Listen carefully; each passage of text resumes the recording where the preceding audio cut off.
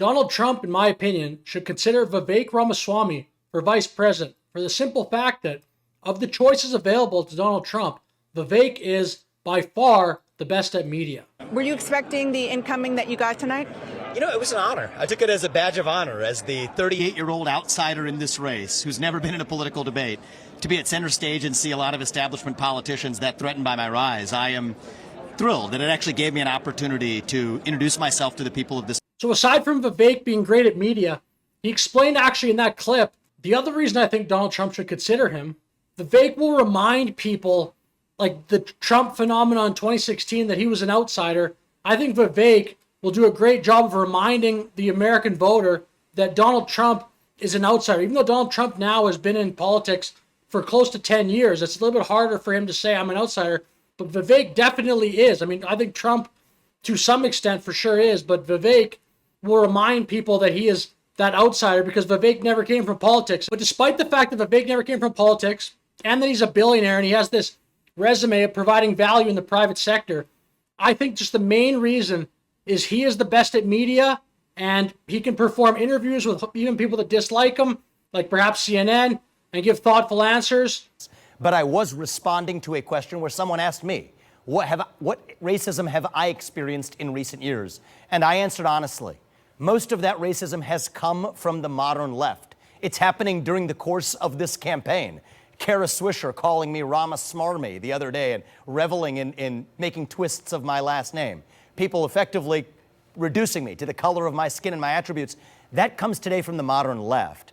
But think about if Trump does pick Vivek. Trump can still go around to all his rallies and still do the odd TV show and podcast like Trump has been doing, but he could also send Vivek out to do all these different podcasts and traditional media like this with CNN. But I made a video recently asking the question if 2024 is going to be the podcast election. I think in many ways it could be. Podcasts have gone so popular that shows like Joe Rogan, now Tucker Carlson, Candace Owens, those are actually the three biggest podcasts right now in America.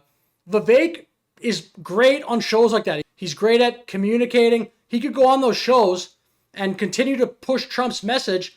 He could completely like flood the zone, flood the media landscape with just all this positive messaging in terms of why you would vote for Trump. And it might be a little bit more difficult on the other side. I mean, I know you have like the mouthpieces on the left, like Stephen Colbert and Jimmy Fallon and Jimmy Kimmel and those people, or Seth Meyers. But if you had Vivek as your VP, I think Vivek would be totally fine with doing like 7-8 interviews every single day until the election comes up. Who would be better than him at that? I know Tulsi Gabbard is pretty good at interviews as well, but I think Vivek could just completely flood the media zone with this Trump message. He basically has, for the most part, the exact same message as Donald Trump. I tell you, I'm not a politician, Brett. You're right about that. I'm an entrepreneur. My parents came to this country with no money 40 years ago. I have gone on to found multi-billion-dollar companies.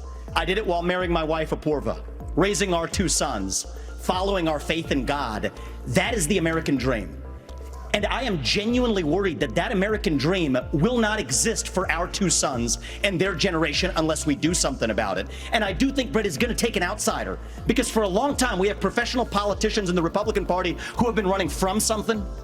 Now is our moment to start running to something, to our vision of what it means to be an American today. Aside from just going on shows that may be a little bit more friendly to Donald Trump, like for perhaps Tucker Carlson, his audience probably in general, or over 50% is going to vote for Donald Trump. I mean, I'm thinking that would be the case, but Vivek is also very willing to go into climates, media climates, where that would not be the case. And probably most of the viewers of that particular show are not going to vote for Donald Trump. And therefore, perhaps there's an opportunity there for Vivek to go into that show and try to convince some of those viewers to vote for Trump. Like, for example, Vivek went on The Breakfast Club multiple times. I don't care if you're a black civil rights activist in the 60s.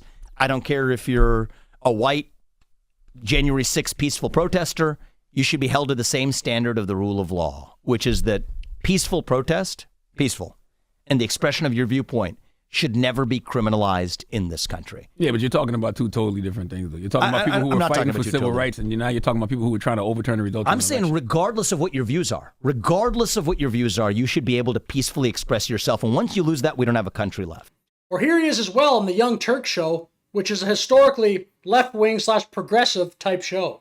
So tell us why getting rid of the IRS as an example makes any sense at all. Well, I think that's just an administrative reorganization. Downsize it, move it to the US Treasury so it's a revenue collection process. I can tell you about the FBI. I mean, this is the one I get a lot of questions about, and I think is the most understandable pushback that people have, and I can do the education one too. But the 15,000 agents on the front line should be moved to agencies like the US Marshals, or to the Financial Crimes Enforcement Network at the US Treasury, or the DEA. So I'm making this video kind of on the assumption that the most important thing the vice president can do for the president is help them to get elected. I think that's certainly true, at least before the election takes place. And then I know once the election happens, like some people criticize that the vice president in America doesn't actually do that much.